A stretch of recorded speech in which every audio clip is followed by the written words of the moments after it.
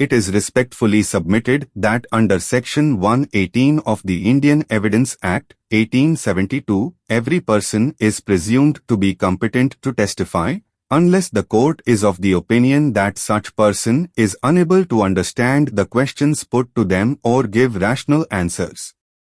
However, competency to depose is distinct from credibility of the testimony.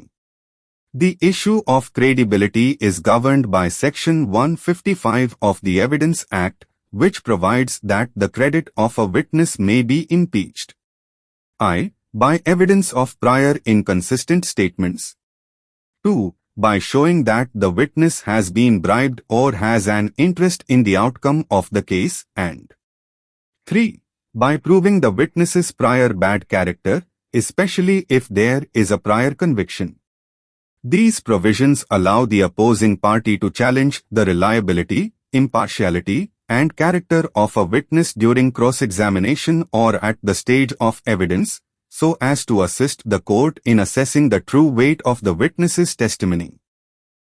यह विनम्रतापूर्वक निवेदन किया जाता है कि भारतीय साक्ष्य अधिनियम 1872 की धारा 118 के अनुसार प्रत्येक व्यक्ति साक्ष्य देने के लिए सक्षम माना जाता है, जब तक कि न्यायालय यह न माने कि वह व्यक्ति पूछे गए प्रश्नों को समझने या तर्कसंगत उत्तर देने में अक्षम है। तथापि गवाही देने की सक्षमता, कॉम्पिटेंसी और विश्वसनीयता, क्रेडिबिलिटी दोनों भिन्न अवधारणाएं हैं। गवाह की साख को चुनौती देने का प्रावधान धारा 155 में दिया गया है, जिसके अंतर्गत गवाह की साख को निम्नलिखित आधारों पर चुनौती दी जा सकती है। पूर्ववर्ती विरोधाभासी बयानों के माध्यम से। 2. यह दर्शाकर कि गवाह को रिश्वत दी गई है या उसका वाद में व्यक्तिगत हित है, तथा 3. गवाह के दागदार चरित्र को प्रमाणित करके, विशेषकर यदि उसके विरुद्ध पूर्व में कोई दोष सिद्धि, कन्विक्शन हो।